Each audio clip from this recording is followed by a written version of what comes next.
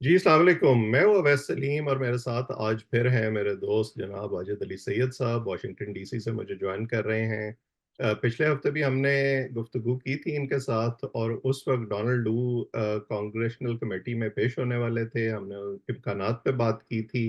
PTI की उम्मीदें बहुत ज़्यादा थीं उस हेयरिंग से, तो अब मैंने सोचा कि इनसे दोबारा बात की जाए कि वो उम्मीदें किस हद तक पूरी हुई, और कुछ रिपोर्टिंग तो उसके हवाले से हो चुकी है, लेकिन क्योंकि ये मौके पर मौजूद थे तो इन्होंने वहां मूड क्या देखा, और अब इसके बाद आगे का लाया अमल जो है वो पीटीआई का क्या है अमेरिका के अंदर, और जो अमेरिकी हुकूमत है या अमेरिकी इंतजामिया है वो इस मामले को आगे कैसे डील करेगी।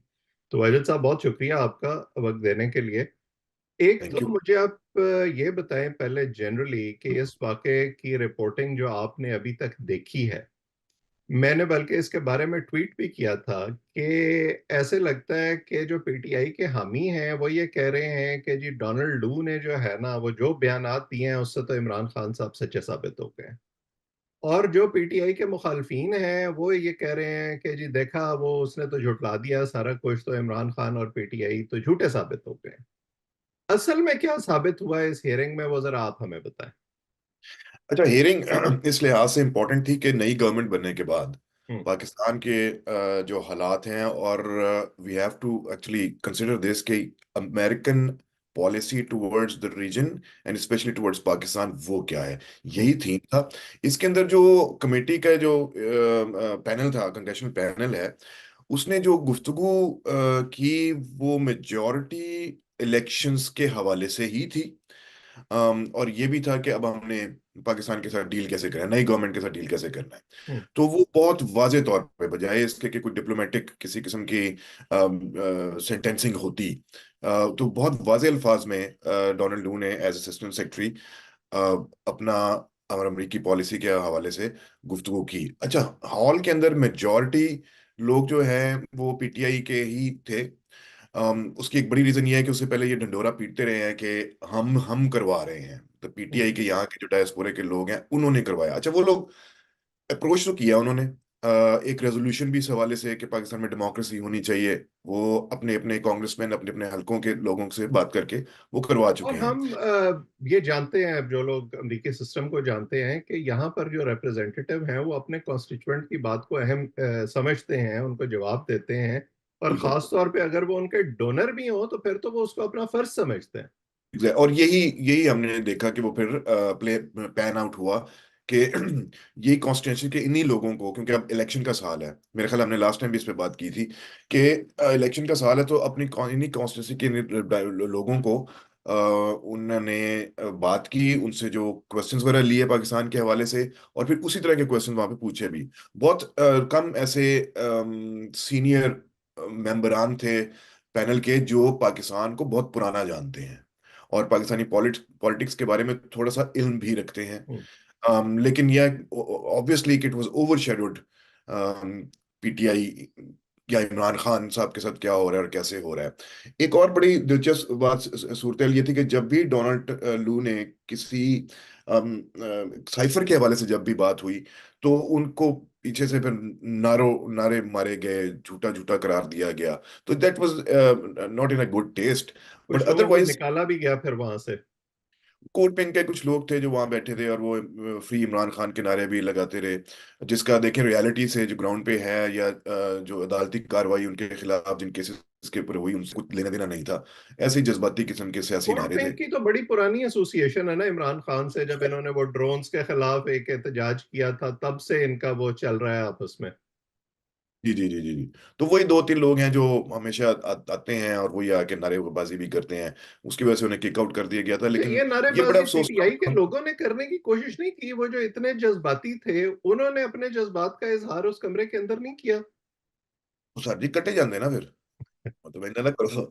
तो वो they wanted to sit there and go through that के इस के उनको डोनाल्ड लू को सुने कि वो क्या पाकिस्तान के हवाले से वो क्या बात करेंगे। उनकी दिलचस्पी पाकिस्तान से ज्यादा ये थी कि इमरान खान के बारे में क्या बात करेंगे। और चूंकि खान साहब ने ही नाम लेकर डोनाल्ड लू का ये साइफर वाली सारी कंस्पिरेसी थ्योरी को पुश आउट किया था, तो उस वजह से डोनाल्ड लू के मुंह से ही ये इसके बारे में बात करना, this was the first time since cipher कि डोनाल्ड लू ने खुद पब्लिकली, और वो भी कंग्रेशनल पैनल के सामने बैठ के ये कहा है कि उसके बाद से उनको, ना सिर्फ उनको बल्कि उनकी फैमिली को भी डेथ थ्रेट्स जो है वो फेस करनी पड़ी, और फिर वो मामला पुलिस तक भी लेके गए हैं और कुछ कंप्लेन वगैरह भी करवाई है। But this was a very big moment in that हाँ, वो सेंस। उसको रिकॉर्ड पर लाए, और वो जो जिस लहजे में उन्होंने उसका जिक्र किया उससे पता लग रहा था। लेकिन ये मैं जब मैंने ये सुना तो मैं ये सोच रहा था कि जब आप इस तरह से पर्सनली हर्ट होते हैं किसी चीज पर, तो क्या ये भी पॉलिसी को इफेक्ट कर सकता है और आपके काम को कहीं ना कहीं असरअंदाज हो सकता है उस पर? प्रॉबली मेरा ख्याल है कि ह्यूमन नेचर है कि होना होना भी चाहिए, लेकिन ये कि आई थिंक वो एक जिम्मेदार ओहदे पर हैं, और जिम्मेदारी का जो मुजाहिरा है वो यही है कि आप उसको, अपने जज्बात को उसमें ना आने दें। ये जिस तरह इमरान और खान ने एक एक के अहम बारे बात मेरा ख्याल है जो लोगों के समझने की है यहाँ पे, वो ये है कि वो पॉलिसी एग्जीक्यूट करने वाले हैं, पॉलिसी बनाने वाले नहीं है। Yes, yes, this is very major, क्योंकि उसको एग्जीक्यूशन जो है वो तो एडमिनिस्ट्रेशन ने पॉलिसी बनानी है। हम्म। और वो खासी वाज़ेह है कि आप इंडो पैसिफिक का हिस्सा भी नहीं है। अफगानिस्तान जब तक हॉट था उस वक्त तक आपके साथ एंगेजमेंट थी, लेकिन अब सिर्फ इतनी एंगेजमेंट आपने रखनी है कि बॉर्डर के ऊपर जो आपकी लेन देन तालिबान के साथ होता है, अफगानिस्तान में आना जाना जितना भी जो जो टेररिस्ट ग्रुप्स हैं उसके हवाले से, कि वो पाकिस्तान में ना आए या ऐसी कोई कार्रवाई ना करें। बट अदरवाइज ओवरऑल बस वो इतना इतना सा है कि भाई जितना मिनिमम इनके साथ रखा जा सकता है उतना ही रखा जाए। हम्म। बिल्कुल सही। वो तो गुड ओल्ड डेज जहाँ पे जब हमें जहाँ से लोग जाते थे, एडमिनिस्ट्रेशन के लोग, सीनियर लोग वहां जाते थे, वहाँ सीनियर लोगों को मिलते थे, जब आपके लिए मिलिट्री की फंड्स भी अवेलेबल होते थे और सिविलियन हेल्प भी अवेलेबल होती थी, वो अब दौर खत्म हो गया। हम्म। अच्छा, आपने कहा कि ओवर शेडो हो गई हियरिंग, जो बार बार इमरान खान की तरफ पिवट होते रहे सवाल। उनके हामियों को तो यह शिकवा है कि जितना जोर कांग्रेस के अरकान को डालना चाहिए था इमरान खान के इशू पे, उतना नहीं डाला उन्होंने। हाँ, अब वो शिकवे तो उनके अपने हैं। वो तो चाहते थे कि सिर्फ पाकिस्तान के ऊपर होने के बजाय सिर्फ इमरान खान के ऊपर हेयरिंग होती। हम्म। तो ऐसा होता तो नहीं है। मैं कल भी किसी से बात हो रही थी कि Brad Sherman, congressman Brad Sherman ने तो बहुत, आपको याद होगा कि बड़ा जज्बाती होकर उन्होंने कहा था कि हमारे, और कोई जवाब उन्होंने सुना नहीं, सिर्फ सवाल पे सवाल दागे। और उसके बाद उन्होंने ये कहा, सजेस्ट ये किया कि अमेरिकन एम्बेसडर को जाके मिलना चाहिए हम्म। इमरान खान को जेल में। साथ में ये एड ऑन किया कि to so that he lives to tell the tale hmm. of his wrongful prosecution, something इस किस्म वैसे की है। फिक्रा बड़ा अच्छा था, सुनने में बड़ा अच्छा लगा, उसमें एक ड्रामाई अंदाज था। लेकिन हाँ, मैं हैरान हो रहा था कि यही ब्रैड शर्मन जो है, उसी दिन उसी बिल्डिंग में जस्टिफाई करते रहे जो कुछ गजा के अंदर इसराइल कर रहा है उसको। हाँ, वहां पर उनको इंसानी हकूक याद नहीं है। राइट। तो वो इसके वही ना, वो देखें, वो एक पोजीशन मिडिल ईस्ट के ऊपर उनकी डिफरेंट है, पाकिस्तान के ऊपर डिफरेंट है। एक जमाने में पाकिस्तान को इतना पसंद भी नहीं करते थे, अब वो इमरान खान के बहुत के बारे में बात करते हैं। तो ऑब्वियसली के पीटीआई या डायस्पोरा के वो लोग जो उनको, उनके फंड रेजिंग में आते हैं, या उनके वोटर्स हैं या उनके डोनर्स हैं, उनकी तरफ से एक एक डिमांड थी, और उस डिमांड को उन्होंने फुलफिल किया। और आपको याद होगा कि लास्ट ईयर तो इन्होंने अलहदा से एक हेयरिंग की थी जिसका कोई ताल्लुक नहीं था किसी कमेटी से, hmm. But he was there leading that, और उसमें हम्म। भी उन्होंने बहुत सारे लोगों को बुलाया था। अच्छा, सो दिस एक वाज एक सेकंड। ख्याल जो पीटीआई के लोग बार बार कह रहे हैं, वो उनके अंदर बड़ी इससे उम्मीद जागी है। वो ये कह रहे हैं कि पहली दफा अमेरिका के अंदर जो है वो लॉबिंग की है पाकिस्तानियों ने इस तरह, और सियासी अमल में हिस्सा लिया है। तो मैं सोच रहा था, हमने पहले भी इस पर बात की थी, कि वो एक डैना रोरा बाकर हुआ करते थे, वो बलूचिस्तान के लोग जो हैं, जो अलहदगी पसंद हैं, उनकी लॉबिंग के नतीजे में वो बार बार हेयरिंग किया करते थे 10-12 साल पहले। फिर राइट। इसी तरह, अब मैं नाम भूल रहा हूँ, लेकिन एक और कांग्रेसमैन होते थे वो जो वीओए का सिंधी चैनल बनवाने के जी, पीछे चल पड़े थे। तो जी, जी, ये होता तो रहा है, सिर्फ ये है कि शायद ये जो एक मेनलैंड पंजाब है, जो पीटीआई के लोग जो पहले एस्टैब्लिशमेंट के बड़े हामी हुआ करते थे, उन्होंने इस तरह की लॉबिंग पहले नहीं की, या जो डॉक्टर्स हैं जिनकी पहले लॉबिंग बस इतनी होती थी कि किसी कांग्रेसमैन या सेनेटर के साथ तस्वीर खिंचवा के लोगों को दिखाएंगे और बताएं कि हमारे कितने ताल्लुकात हैं, वो पहली दफा शायद इस धारे में आए हैं। नहीं जी, हाँ, ये कह सकते हैं। 2019, अगस्त 2019 में जब कश्मीर वाला हो गया, मोदी गवर्नमेंट की तरफ से जो डिसीजन लिया गया था, उसके बाद से बहुत फोर्सफुल किस्म की लॉबिंग की थी पाकिस्तानी डायस्पोरा ने, hmm. Alongside with Kashmiris. लेकिन कश्मीरी से ज्यादा पाकिस्तानी डायस्पोरा बहुत आगे था। और ये अगर अफेक्ट हो गया 2020 के बाद, मार्च के बाद से, जब से ये कोरोना का शुरू हुआ, वरना उनकी एक्टिविटीज उस वक्त जो लॉबिंग करने अमेरिकन को और उनके बारे में बताना कि कश्मीर में क्या हो रहा है, that was a big deal. तो उसके बाद से देखिए, कुछ चीजें इस तरह भी हेल्प करती हैं कि हेयरिंग तकरीबन हर इलेक्शन के बाद, और पाकिस्तानी इलेक्शन की मैं बात कर रहा हूँ, पाकिस्तानी इलेक्शन जितनी बार भी हुआ है, उसके बारे में यहाँ पर कोई ना कोई हियरिंग जरूर होती रही है हम्म। पोस्ट हाँ, इलेक्शन। बिल्कुल। सो अब जब एक तो साइफर का केस चल रहा का मामला चल रहा था, उसके बाद से जब नई गवर्नमेंट आई है, तो उसके हवाले से इलेक्शंस हो चुके हैं, उसके हवाले से तो ये डिस्कशन तो होनी ही थी। It was part of the regular process. लेकिन उस प्रोसेस को ये अब क्लेम कर रहे हैं कि जी हमने कर ला के किया, लेकिन स्टेट डिपार्टमेंट्स को क्लैरिफाई कर चुके, it's a routine thing. So lobbying efforts उस तरह जिस तरह वो क्लेम कर रहे हैं, उस तरह है भी नहीं। तो अब इसमें से टेंजिबल क्या निकला पीटीआई के लिए, या आगे अब वो इसको फॉलो अप कैसे करेंगे? मेरा ख्याल है, तो अब हमें ये भी एक जहन में रखना चाहिए कि ये एक फुल जो कमेटी है उसकी हेयरिंग नहीं थी। ये तो एक हम्म। सिर्फ एक उसकी सब कमेटी की हेयरिंग थी। और उसमें भी जितने आपने लोग देखे हैं, दो आ रहे थे, दो जा रहे थे, तो कोई 8-10 लोग थे पैनल का जो हिस्सा थे। उन्होंने क्वेश्चनिंग की। उसमें पाकिस्तान के इलेक्शंस वगैरह के हवाले से बात हुई। इसके बाद में पाकिस्तान ईरान ताल्लुकात, या अमेरिका के ईरान के सब ताल्लुकात, उसमें उसमें पाकिस्तान कहाँ फिट होता है और अफगानिस्तान कहाँ फिट होता है, तो इसके हवाले से बहुत डिटेल हम उस पर आगे बात कर लेते हैं। वो हुई। लेकिन हम्म। को इसमें इससे ज्यादा और कुछ नहीं मिलेगा। हम्म। बस बिल्कुल ये सही। हो गया। अब ये और अब नई कमेटी कब बैठे, कब आए, फिर उसमें क्या पोजीशन हो, फिर अभी इलेक्शंस आने वाले हैं, फिर जब इलेक्शन हो जाएंगे, फिर उसका जब रिजल्ट आएगा, उसके बाद जब ये सारे लोग कांग्रेसमैन दोबारा आके बैठेंगे, फिर उस वक्त तक तो साल 1.5 साल हो गुजर चुका होगा। हम्म। और खास तौर पे उस सूरत में जबकि अमेरिकी हुकूमत बड़ा वाज़ेह तौर पर यह बता चुकी है कि ये उनके ख्याल में जो इल्जामात लगाए जा रहे हैं पीटीआई की तरफ से, उसमें कोई सच्चाई नहीं है। वो नई हुकूमत के साथ आगे चलने का इरादा जाहिर माफ कीजिएगा, आगे चलने का इरादा जाहिर कर चुके हैं। इस एडमिनिस्ट्रेशन की पॉलिसी इज नॉट डिफरेंट जो डोनाल्ड ट्रंप की एडमिनिस्ट्रेशन की पॉलिसी थी टुवर्ड्स पाकिस्तान। कुछ ज्यादा कोई फर्क नहीं पड़ा। आते ही इन्होंने ग्रीन अलायंस का शुरू किया है। मुझे जहां तक याद है कि पाकिस्तान में एम्बेसडर भी कोई नहीं था for a very long time. लेकिन कम से कम अब वहां पर डोनाल्ड ब्लूम एज एम्बेसडर सर्व कर रहे हैं। और उसमें भी ग्रीन अलायंस और पाकिस्तान के साथ जो इकोनॉमिक पाकिस्तान की जो ट्रबल्स हैं उसको, और फिर क्लाइमेट चेंज को का जो इफेक्ट्स हैं उसको साथ डील करने के लिए, तो जो कॉपरेशन चल रही है, जो चल रही है, सो जो भी नई एडमिनिस्ट्रेशन आएगी वो हम्म। तकरीबन इसी को ही रखेगी। क्योंकि पाकिस्तान में अब इन्होंने जब ये एक्सेप्ट कर लिया कि ये गवर्नमेंट है, इसमें जो इलेक्शन हुए थे ये कंपेटिटिव थे।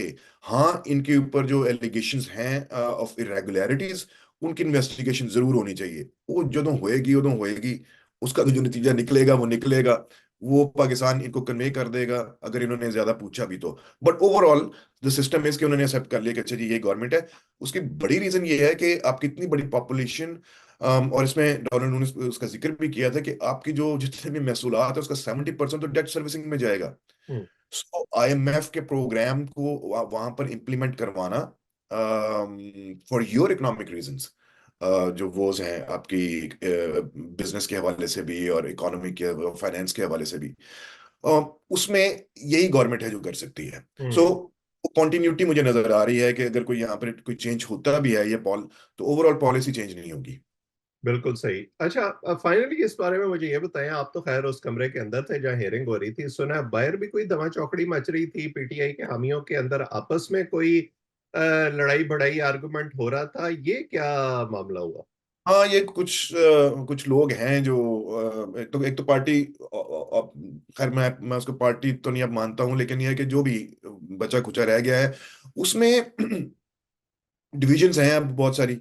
कुछ टेक्सास के लोग हैं जो कहते हैं कि जी हम हैं सब कुछ करने धरने वाले। फिर यहाँ पे वर्जीनिया का अपना एक डेरा है, जिसको आप जो आप जानते ही हैं, जो उन लोगों को भी जानते हैं, उन्होंने बड़ा काम किया हुआ है, बड़े बड़े बरसों से खान साहब के लिए और पीटीआई के लिए भी वो करते रहे हैं, काम करते रहे हैं।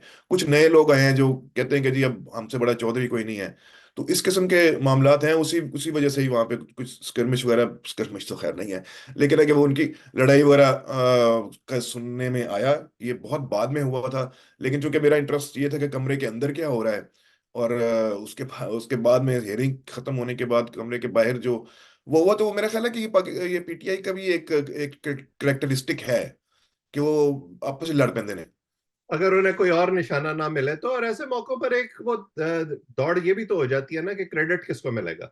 हाँ, एक बड़ा मसला है ना। तो फिर उसमें भी देखें, जितने भी प्रोटेस्ट वगैरह हुए हैं उसको ये ओन कर लेते हैं। वो एक पार्टी कहती है ये हमारे हमने किया, दूसरी पार्टी कहती है हमने किया। और इसमें अगर कोई बदली होती है तो फिर ये, जो कि होती है आमतौर पे, आपको पता ही है पीटीए के जितने भी इस किस्म के प्रोटेस्ट होते हैं, गालिम गलौज और ये वो, तो उसमें फिर पार्टी लीडरशिप कहती है कि नहीं, इनसे हमारा ताल्लुक नहीं है, लेकिन ये इससे हमारा ताल्लुक है। तो हम्म। वो एक कॉन्फ्लिक्टिंग किस्म की उनकी चीजें हैं, लेस उनकी। लेकिन बाद में पता लगा था कि उनकी फिर सुलह भी हो गई थी। तो ये बिल्कुल। होता रहता है। हम्म। अच्छा, अब थोड़ा सा आगे एक चलते हैं इस हेयरिंग से। ये जो ईरान के हवाले से वहाँ बात हुई है, बड़ा मेरा ख्याल है कि मीनिंगफुल एक पैगाम उन्होंने वहाँ दिया है। और मैं बहुत ज्यादा। याद कर रहा था कि जब हम और आप स्टेट डिपार्टमेंट की ब्रीफिंग्स कवर किया करते थे 10-12 साल पहले, उस वक्त भी जब ये ईरान पाकिस्तान गैस पाइपलाइन का जिक्र पहली दफा हुआ था पीपल्स पार्टी की गवर्नमेंट में, तो यही मौकफ था स्टेट डिपार्टमेंट का। तो एक तरह से राइट। तो उन्होंने उसको दोहराया है, लेकिन ये जो अब नई रियलिटीज हैं उस खत्ते की, उसमें ये कितना अहम है? अब बहुत अहम है, बहुत अहम है। मेरा ख्याल है कि अगेन डोनाल्ड लू ने बिल्कुल डिप्लोमेटिक गार्ड टाइप का कुछ नहीं रखा था। He was hmm. Very to the point, very clear about US policy towards the region and again Pakistan. दो पॉइंट से ईरान के ऊपर है। एक तो उन्होंने गैस पाइपलाइन का वाज़ेह तौर पे कहा कि ये हमने नहीं बनने देनी, हम्म। और we are trying to achieve that goal, वो उस तरफ चल रहे हैं। दूसरा, उन्होंने एक बड़ा बारीक सा पॉइंट वहां पे मेंशन किया कि पाकिस्तान के पास तो पैसे ही नहीं है। ये कौन वो डोनर्स हैं, ये फंड्स हैं या ऑर्गेनाइजेशंस हैं जो इसके लिए पैसे देंगे, वो हम्म। तो आपके पास है नहीं। तो ये तो पाकिस्तान का भी, फिर उसने ये भी कहा कि पाकिस्तान ने हमको ये भी नहीं कहा कि जी हमें कोई वेवर दे दें ताकि हम इसके ऊपर काम कर देते। पाकिस्तान ने इसके ऊपर कोई बात ही नहीं की। और आपको याद होगा जब ये निगरान गवर्नमेंट जा रही थी, तो आखिरी एक हफ्ते में इलेक्शन से पहले ही कुछ उन्होंने इस किस्म की ही बात की थी कि हम लेटर लिखेंगे। लेकिन फिर द वेरी नेक्स्ट डे उन्होंने फिर अपना वो डिसीजन रिवर्स कर लिया था कि उन्होंने फिर कोई लेटर नहीं लिखा। ये पाकिस्तान में सिर्फ रिपोर्ट हुआ, उसके बाद फिर ये भी हुआ कि अब जो निगरान जो कैबिनेट है वो अब इनको इस किस्म का कोई लेटर नहीं लिखेगी। तो ये बड़ा वाजे था। दूसरा उन्होंने जो बात की वो ये थी कि ईरानियन न्यूक्लियर प्रोलिफरेशन के हवाले से, उस पे भी उसके भी कांग्रेसमैन ने पूछा डोनाल्ड लू से कि आप पाकिस्तान को ये बताते रहते हैं कि हमारी रेड लाइंस क्या हैं। तो this was the first time he actually used the word red lines, we have informed Pakistan about our red lines. So I hmm. Think this was very meaningful. बिल्कुल। तो इसका मतलब ये है कि अब ये, अच्छा, एक बात जो मैं फाइनली आपसे पूछना चाहता हूँ वो है इकोनॉमी के हवाले से। पाकिस्तानी इकोनॉमी के भी बारे में वहाँ बात हुई, और अब क्योंकि नए वजीर खजाना जो है वो ये इंडिया भी दे चुके हैं कि आईएमएफ के साथ उनको आगे मुज़ाकरात करने हैं। तो इस मामले में अमेरिका क्या रोल अदा कर सकता है, क्या हेल्प कर सकता है हमारी इस इकोनॉमी को वापस ट्रैक पर लाने में? I think America is doing what it could already. ये एक तो ग्रीन अलायंस का आ गया, तो green alliance part of that, जिसमें आपके एग्रीकल्चर वगैरह को रिवाइटलाइज करने के लिए, उसको आगे लेके जाने के लिए, उसमें मेजर चेंजेस करने के लिए वो कर रहे हैं। दूसरा उनका मेजर पॉइंट आईएमएफ के को अप्रूव करवाना, मेरा ख्याल है हिस्सा होगा अमेरिका का उसमें। और फिर वो जो प्रोग्राम है उसकी जो इम्प्लीमेंटेशन है, उसके लिए जो रिफॉर्म्स आपको कैरी आउट करने हैं, वो भी बहुत जरूरी है। मैं आपको एक बड़ी इंटरेस्टिंग बात बताता हूँ इसमें, कि आज से कुछ 6 महीने पहले ये हमारे जो अब इस वक्त नए वजीरे फाइनेंस हैं, ये यहाँ पर एक बिजनेस डेलीगेशन लेके आए थे। और वो यहाँ पर आके आईडीएफ से और एक दो और जो जितनी भी जो ऑर्गेनाइजेशंस हैं, आईएमएफ के को भी मिले थे, फिर ट्रेजरी को मिले थे। तो पॉलिसी के हवाले से, बिजनेस के हवाले से, इकोनॉमी के हवाले से वो ऑलरेडी वो बिजनेस डेलीगेशन यहाँ आके लोगों को मिलके गया। 2 दिन के लिए वो आए थे। और उस डेलीगेशन को लीडिंग, उसमें बिजनेसमैन थे पाकिस्तान से, उसके जो लीड कर रहे थे वो मोहम्मद औरंगजेब साहब थे। हम्म। और जब मेरी उनसे बात हुई उसके बाद, 2 दिन के बाद जब वो जा रहे थे, इसके छोटी मैंने खबर भी दी थी, लेकिन जो हमारी डिटेल में बात हुई थी उसमें उन्होंने एग्जैक्टली यही पॉइंट मेंशन किए थे जो इस वक्त चल रहे हैं। उनका ही कहना ये था कि जी हमने एग्रीकल्चर के ऊपर टैक्स का करना है, जो रियल एस्टेट है उसके ऊपर टैक्सेशन का करना है, फिर हमारी जो एसईओज हैं उनको हमने प्राइवेटाइज करना है या उनसे जान छुड़ानी है, क्योंकि उसके ऊपर बहुत ज्यादा आपका पैसे लगते हैं।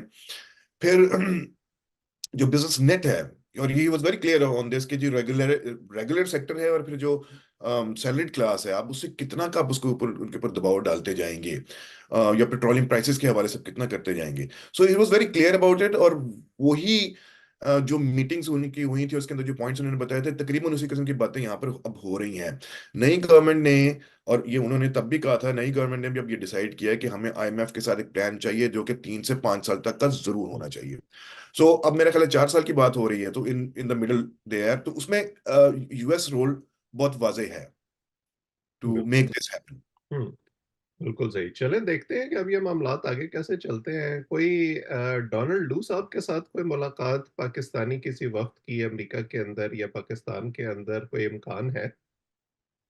अभी तक तो कुछ नहीं है। मेरा ख्याल है कि चूंकि रमजान चल रहा है और फिर ईद है, तो ईद के बाद कोई ना कोई एडमिनिस्ट्रेशन की तरफ से कोई ना कोई जरूर जाएगा, और जाके हम नई गवर्नमेंट के साथ की जो करता धरता है, सारे जो लीडरशिप है उनके साथ मुलाकात करेंगे। एक एक ड्यू तो है प्राइम मिनिस्टर के साथ, और फिर ऑब्वियसली इंटीरियर इंटीरियर या फॉरेन मिनिस्टर के साथ तो जरूर होनी चाहिए। फाइनेंस मिनिस्टर की शायद पहले ही हो जाएगी, क्योंकि अभी नेक्स्ट मंथ आ रहे हैं स्प्रिंग मीटिंग आईएमएफ की और वर्ल्ड बैंक की, तो वो तो यहाँ पर होंगे। और उनकी एक मेरा ख्याल है दोबारा मीटिंग इनके साथ होगी, तब तक हो सकता है कि ये अप्रूव हो जाए कि हम नए प्रोग्राम में जा रहे हैं एमएफ के साथ या हम्म। नहीं, या ऑब्वियसली जाएंगे। सो उनके साथ तो मीटिंग हो जाएगी, लेकिन फॉरेन मिनिस्टर के साथ और प्राइम मिनिस्टर के साथ मीटिंग के लिए यहाँ से कोई ना कोई ईद के बाद आई गेस जरूर जाएगा। बिल्कुल सही। चले देखते हैं कि फिर उन मुलाकातों में से आगे क्या निकलता है। Fingers crossed. लेकिन मुझे लगता नहीं है, जहाँ से हमने बात शुरू की थी, कि जो हमारा डायस्पोरा है, खासतौर पर जो पीटीआई के हामी है, वो हम्म। अपनी इन कोशिशों को छोड़ेंगे। मुझे लगता है कि वो जारी रखेंगे, और अब देखते हैं कि उनका अगला मूव जो है वो क्या होता है। उस पर हम बात करते रहेंगे। आज वक्त देने के लिए आपका शुक्रिया। जो लोग हमें देख रहे हैं वो इस चैनल को सब्सक्राइब करें, ताकि हमारी गुफ्तगू आइंदा भी आप तक पहुंचे। कमेंट सेक्शन में अपनी राय से भी ज़रूर आगाह किया करें। वाजिद साहब आपका और जो लोग हमें देख रहे हैं सबका बहुत बहुत शुक्रिया।